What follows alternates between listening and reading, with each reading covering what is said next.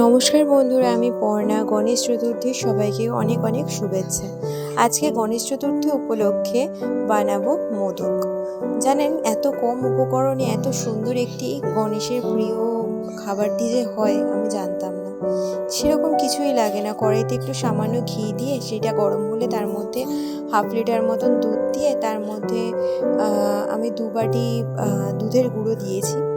খুব ভালোভাবে সবটাও দুধের গুঁড়োটা মেশাবেন। আমি খুন্তির সাহায্যে প্রথমে মেশাতে পারিনি, তারপরে একটা হাতার সাহায্যে খুব ভালোভাবে ঘষে ঘষে মিশিয়ে নিয়েছি। তার মধ্যে দিয়েছিলাম খুব সামান্য একটু চিনি। খুব বেশি মিষ্টি করবেন না, খেতে ভালো লাগে না। যখন এটা এরকম শুকিয়ে আঠা আঠা হয়ে আসবে, আপনারা রঙের জন্য একটু ফুড কালার, আমি কেশর পাইনি বলে ফুড কালার ইউজ করেছি। এরকম হয়ে এলে আপনারা নামিয়ে ঠান্ডা হতে দেবেন। আর হ্যাঁ, আমি কিছু সামান্য ড্রাই ফ্রুটসকে খুব কুচি কুচি কুচি কুচি করে মিশিয়ে নিয়েছিলাম এর মধ্যে। কড়াইতেই একেবারে নেড়ে নেবেন, তাহলে খুব ভালো মেশে।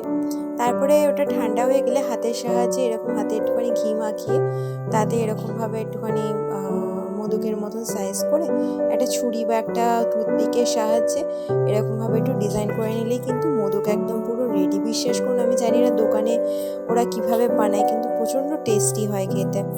আশা করি আমার গুনুরও খুব ভালো লেগেছে। আপনারাও সবাই ভালো থাকবেন। আবার আসবো একটা নতুন রেসিপি নিয়ে।